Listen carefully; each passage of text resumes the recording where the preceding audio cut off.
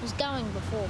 Good afternoon, everybody, and welcome to Murrumbateman Field Days for 2023. My name is Michelle O'Neill, and this is my horse Squiggles, or otherwise known as Kiandra Morn. And Squiggles is a 13-year-old quarter horse. I bred him. He's been with me his whole career. And today, Squiggles and I are going to talk to you all about trail riding and being safe on the trail, okay? How to go out, go for a trail ride, and come home alive, okay? We kind of like you all living. You know, at the end of the day, you're not much good to anybody if you can't keep doing this stuff. So, this old fella, he's grown up. You know, he's grown up taking out what we have at our place. We have clinics on the trail. And he often takes out groups of riders that we've never met, horses that we've never met, and we take them out on the trail and we show them, foremost we show them how to be safe on the trail and how to enjoy their horses on the trail, but we also show them how to do exercises and how to train their horses outside of the arena, okay? There's nothing worse than getting stuck in an arena every day of your life. It gets a little bit boring and it gets a little bit uninspiring after a while, so we kind of like to show you how we train our horses when we're out and about. And we train all sorts of horses out and about in the trail. You know, I think it's great for horses' mental state. I think horses need to get out off an arena. You know, you don't need to have a whole heap of fancy stuff for your house to have fun with your horses. You can do a lot with them. Just if you've got a paddock and a couple of trees or a couple of rocks, or even just a couple of tussocks, and there's so much you can do with your horses and so much training you can do with them. At the end of the day, it doesn't matter what your discipline, it doesn't matter what you want to do with your horses.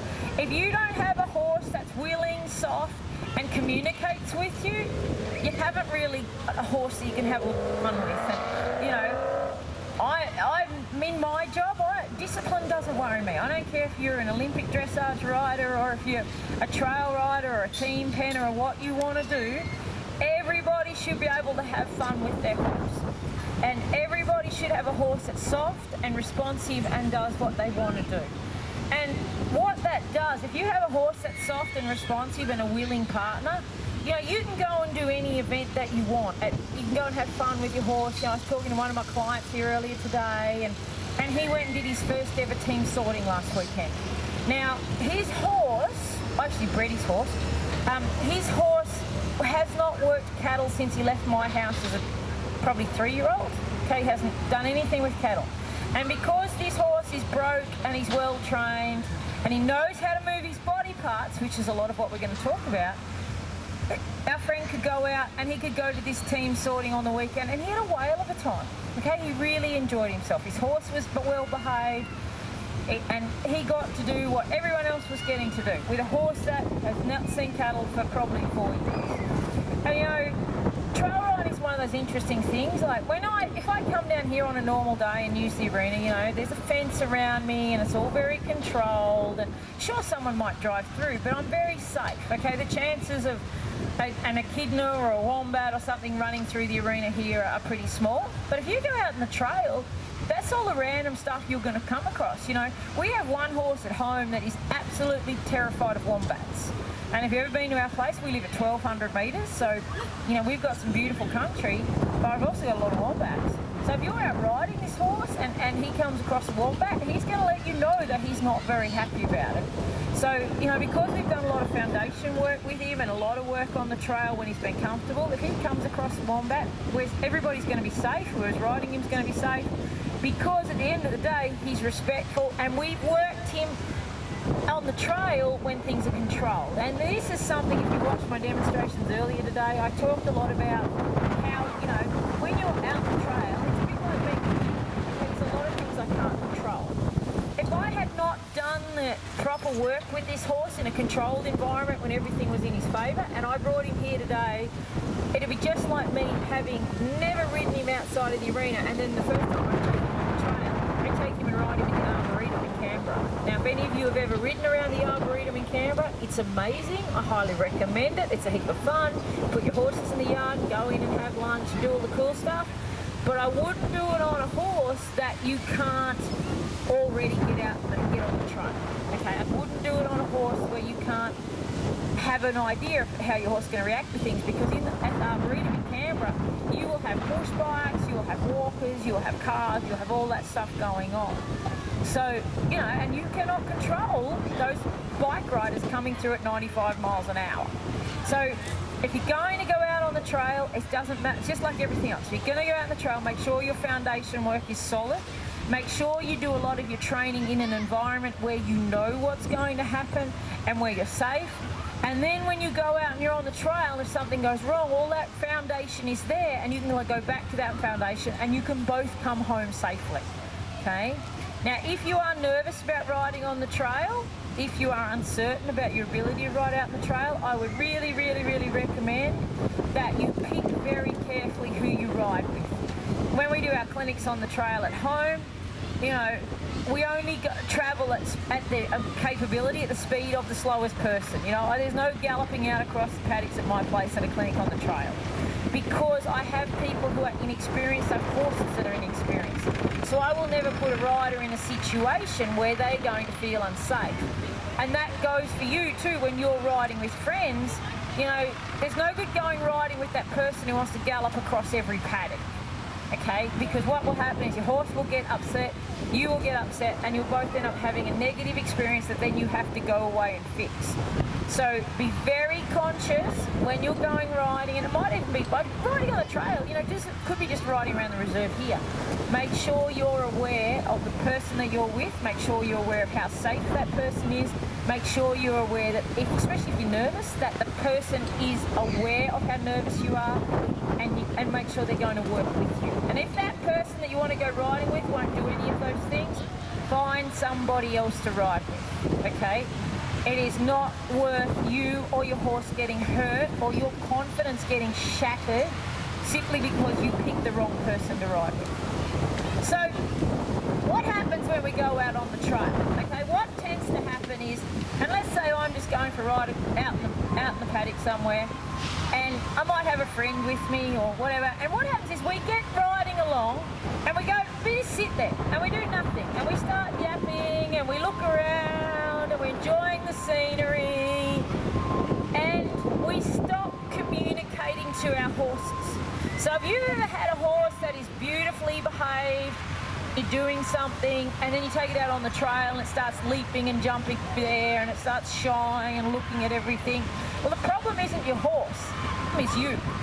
Instead of doing what you normally do, which is constantly giving your horse signals or constantly giving your horse instruction, if you just sit on your horse and go to sleep, pretty soon your horse will start to go, hang on, the boss isn't home.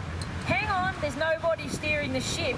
Oh dear, I'm going to have to look out for myself. And that's what they do.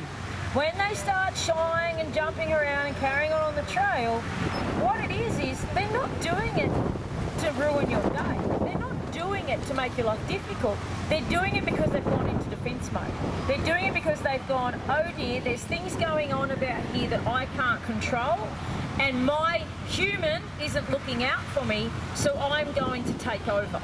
And that's when the reactive side of their brain kicks in. That's when they start to worry more about survival than they do about what you're doing, and that's when things get messy. I'll give you a bit of an example here now. If I just turn a fella loose, and I'm not going to do anything, okay? I'm just going to sit here and pretend I'm just wandering, and I'll guarantee you he will go to the nearest patch of grass and have a graze. Okay? Oh no, he might go a bit further today. Okay, so I'm just, again, can you guys see now he's starting to get faster? Okay, he's starting to pick his pace up. Because guess what? He's just gone, Michelle's not there. I'm not getting instruction, I don't know what to do. And if I drop my reins, go to sleep, he's going to go back towards that gate. Okay, because that's the way out, that's back to his buddies, that's where he's going to go. Now, I can't blame him for that, okay, because I've just gone to sleep and started to yap. So how do you overcome this when you're on the trail? What do you do to ensure that your horse is dialed in? Well, you don't have to do much at all, okay? You might just go for a bit of a walk down the trail, you might be riding with your friends, and you might come to a tree or a bush or something, and you might just make a couple of changes of direction, okay? Doesn't have to be anything extreme, and then you might ride on a little bit. And then you might pick up and you might push them across. Now again, this is assuming your horse is broke enough to do all of this. Okay, then you might walk on a bit more, and then you might just put in a little half circle, say, come back around. Now, you can see I'm not doing anything extreme, okay, and I'm obviously in the confines of an arena. It's not like I'm really out in the trail and out in the bush. Now, he's getting to walk a little faster there because he's heading home. So I might just sit up here and I might ask him to walk a circle. And then I might even change direction. Let's say if you're not actually heading anywhere, then I might ride a little right angle here, okay? And then I might let him go. Now, of course, over time, as your relationship with your horse improves and as you and your horse get to know each other, you may not have to do all of this. Okay, I'm talking about you have a horse that is a problem. I'm talking about when you have a horse that you feel is a little unreliable on the trail. Now, this old horse, we call him old, he's 13, he's been old since he was about 5. This old fella, you know, I can ride him out in the trail with a group. I can drop things on and he will just get wherever I want him to.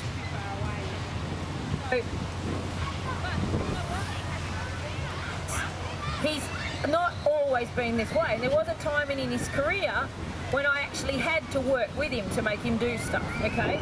So, you know, I'm not talking about a finished trail horse. And this is the thing, when we talk so much about finished horses, we talk about finished, you know, the horses finished his dressage training, or finished his jumping training, or finished his reining training. You know, firstly, okay, guess what? They're never finished.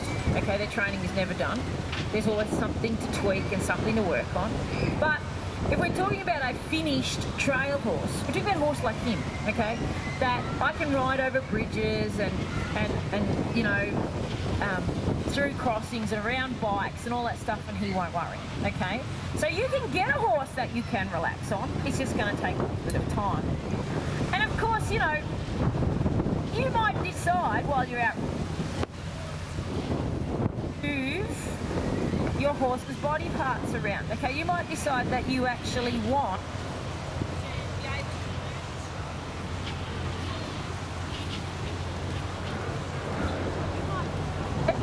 you might decide that you want to work on your circles, okay? I might want to work on a 5-metre circle. So here's the thing, if I have a tree and I can go around the tree, okay, now I've only got a cone here, okay? But if I've got a tree or a shrub or a rock or whatever and I want to work on my circle, I can use that as my focal point. Now, does that particularly help my horse? Like, he wants his feet? No. Okay. Help, yeah. What it does help is it helps me, because it gives me something to focus on, okay? So it gives me a point where I know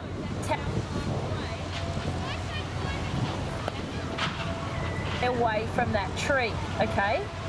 So I might now pretend I've got another tree over here, okay?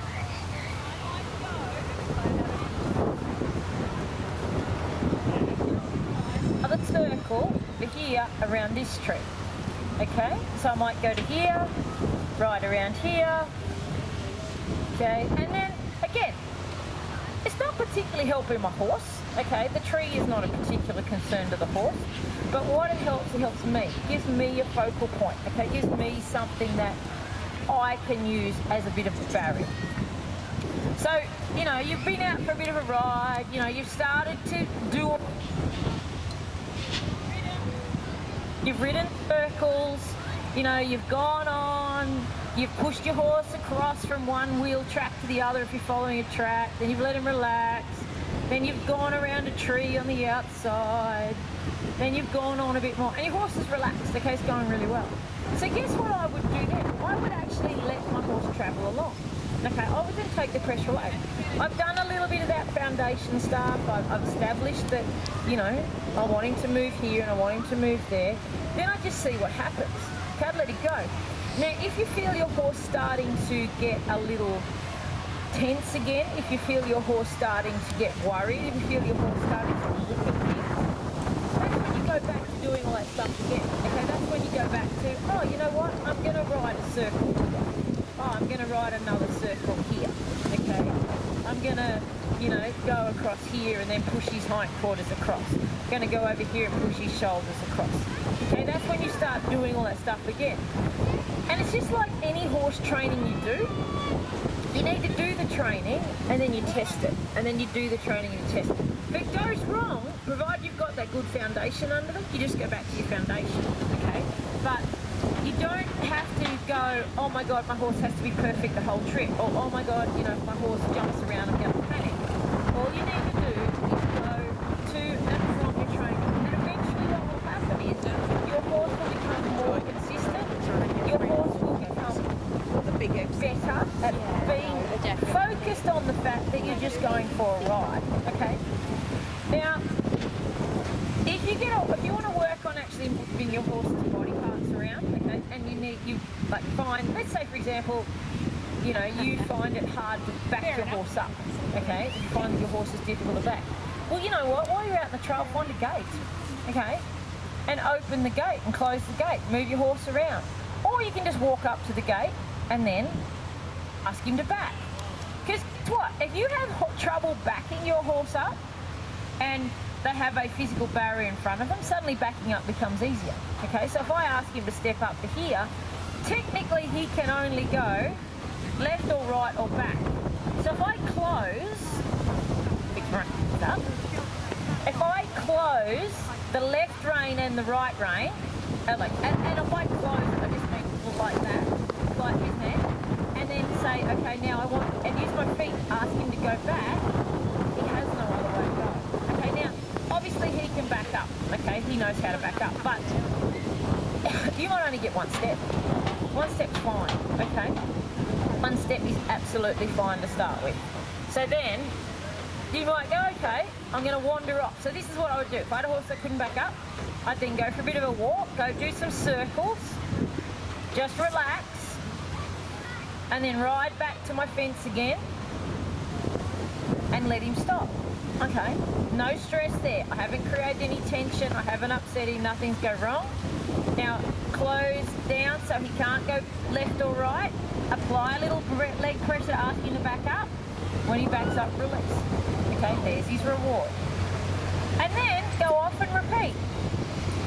And this is what I can't recommend enough to people. I cannot recommend enough to people that you have a go at something and then you leave it and then you come back to it. You have a go at something, you leave it, and then you come back to it. So we'll come back over again. Gone a bit of a walk, we've broken the pattern, you know, we've had a spell, come back, sit down, relax.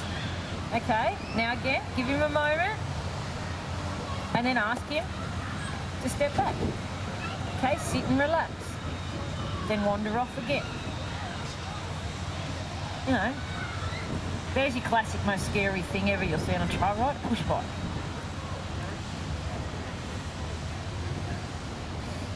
Most horses are terrified, or not all, most, but a lot of horses are scared of a push bike. And the reason why they're scared of a push bike is they move and they make a noise. Okay, you think about a push bike. That's weird to a horse. Okay, so you will get a horse to react to a push bike, they'll react to nothing else. Now, while we're talking about, you know, about barriers and about where, you know, getting horses to do something they don't want to do, something that's really important to think about is water. Okay, you're going to come across water on a trail ride. You are going to come across, in your career, you're going to come across horses that do not like water. Okay, it's probably one of the most common things we get at our clinics on the trail at home is people saying, oh, my horse is scared of water. You know what? Horses have been drinking water, you know, their whole lives, okay? What they're scared of is they're not scared of the water, they're scared of their lack of depth perception. So a horse, because of the way their eyes are, the way they see, they have no depth perception. So a puddle that's an inch deep looks very similar to a 12, like a foot drop, okay, to a horse, okay?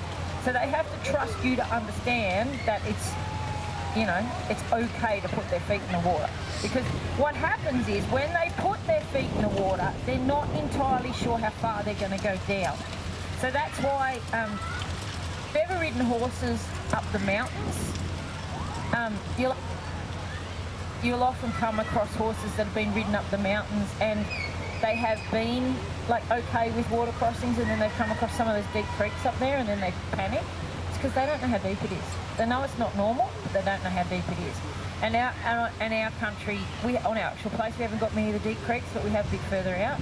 And it's really interesting to watch horses that have been good at crossing water be unable to cross water, okay? So why they don't cross water is basically generally the rider. Yes, they have a fear of the depth, but they have fear they don't know how deep it is, okay?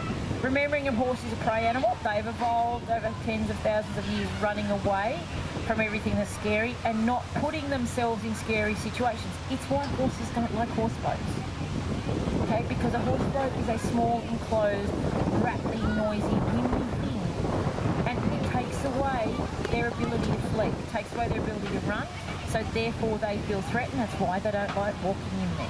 Okay, it's not because your horse is a bumhole and it doesn't want to go to Pony Club on Sunday. It's because it is genuinely scared that it has no escape route. And I don't know if you guys have got a friend, any of those friends, so you know they walk into the room and the first thing they do is look for where the exits are. Yeah, that's your horse. Okay, that's exactly your horse. Your horse is always making sure there's a way out. And you watch this old bloke, like he's done demos for years. He's done demos here. He's done demos at Equitana, you know, all of that. And I cart him all over the country as a competition horse.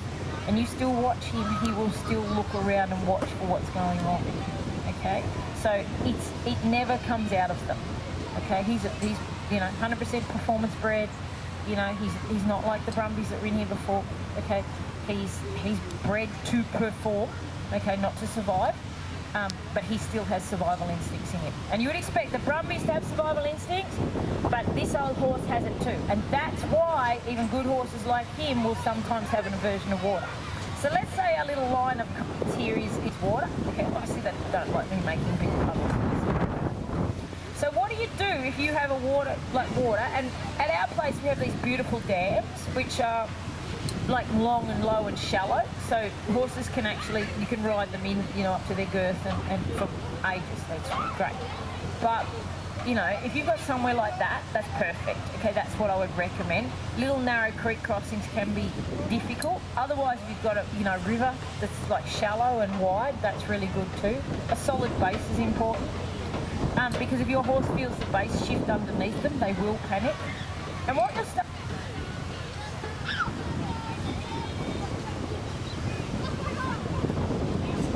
to walk backwards and forwards. Okay, you start to walk backwards and forwards going to past your water. Okay, so if your water's here, we go like this. I am not asking him to put his feet in the water.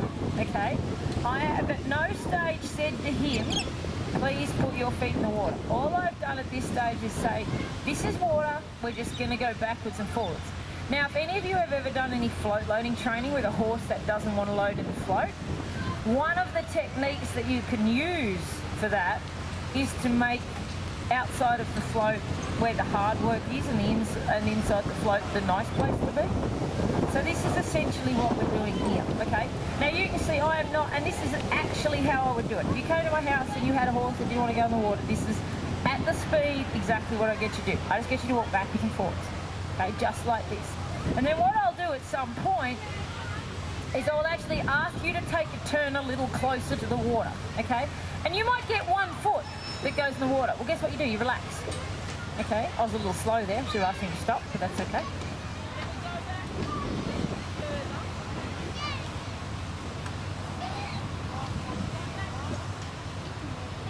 And ready, ask again. Okay, now we might ask here this time. So you'll ask right here. Your horse might do what he just did. Your horse might just short step so he doesn't have to step his foot over. So you just go back, doesn't matter. Okay, time is not important doing this. Then you might ask him again, and at that moment he might do that. You might just ask him to stop. Okay, if he will stop with his feet in the water. Okay, if he won't, if he walks off, guess what you do? You just go back to the pack. Okay, it doesn't matter. It is not a problem at all if they don't stop. But if they do stop and they're happy to rest there, that's great. So if he wants to stop and he'll rest there, great. Okay, and go water. Okay, that's where you go for water. Relax. And this is something that I will talk about a lot at clinics, is patting them behind, okay? A lot of people want to do when they want to go to reward a horse, okay? They usually lean forward and they slap, okay, like that. Have a look at that horse straight away. He's like, what did I just do wrong? But if you lean back and pet him from the bum, what that does is, one, I'm not belting him, okay, so he's not getting hiding, and two, look at my body language. I'm sitting back on my pockets, okay, and what that is saying to him is, it's saying don't go anywhere. So if I'm sitting back on my pockets like that, that says you have to go anywhere, okay? Because you think about how do jockeys ride. They ride forward and up and over, okay? Because we don't want stuff, we want, in this case, we want him to stop. So I'm just going to pet him here, okay? Lead nose done good. And then when I'm ready, I'll just walk off, okay? Just go back to it again. You're doing no more than the principles of float training, okay? You are doing no more than teaching him that he's going to work out here, okay? You're teaching him that, and you're teaching him that you're going to move his feet. But the other thing, what you're teaching him is, you're teaching him to have confidence in you. Because at no stage have I hammered or bashed or pulled or ripped or reefed on. At no stage have I made him uncomfortable. All I've done is bend him backwards and forwards, bend him backwards and forwards, bend him backwards and forwards, okay, and kept saying to him, please step over there. And when he does, there's his reward. When he goes where I want him to go, I'll let him relax. Now this is what I find interesting a lot of times with people when they come to clinics on the trail. They understand the principle of reward the slightest try. They understand the principle of if your horse is doing what you're asking it to do, you reward it by releasing the pressure. And yet they do not understand that it's exactly the same with something. Now this could be tough, this could be water, this could be a bridge, this could be one of about 100,000 different scary things, okay? It's all the same principle. It is all the same principle. If I want you to go there, I will make you, or not make you, I will encourage you to want to go there. Geez, the messy water course we've got. He's been dying to do this all day. This is his job.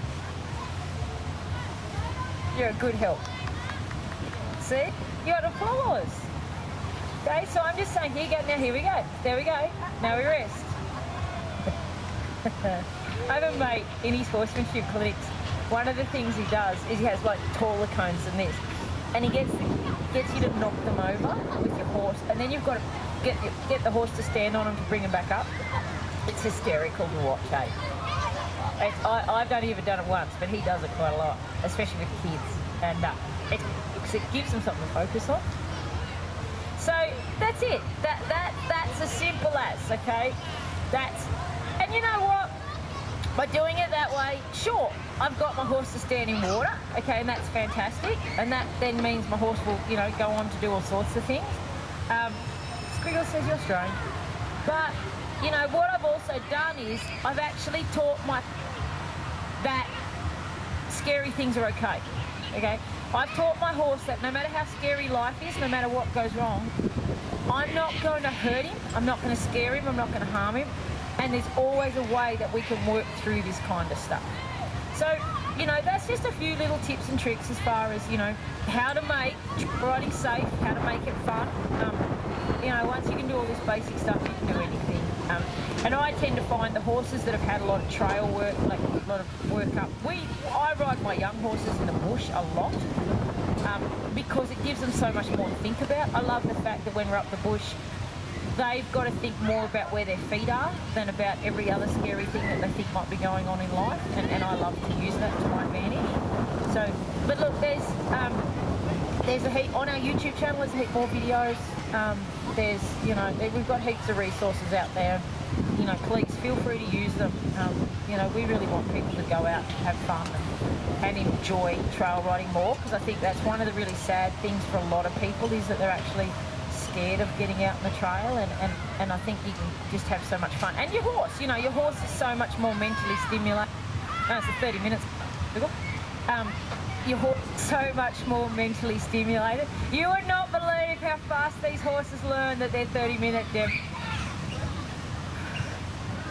This horse gets to 25 minutes and I can feel him start to go, we're finished. He's been doing this a long time. He knows the drill. But yeah, you know, I want you guys to go out and have fun. I want your horses to be mentally stimulated. I want you to have fun. And, you know, that's just a few little things that we think help you to do that. So thanks for coming, guys. So it's been a cold, windy, horrible day. So I appreciate you sitting there. I know, it's good.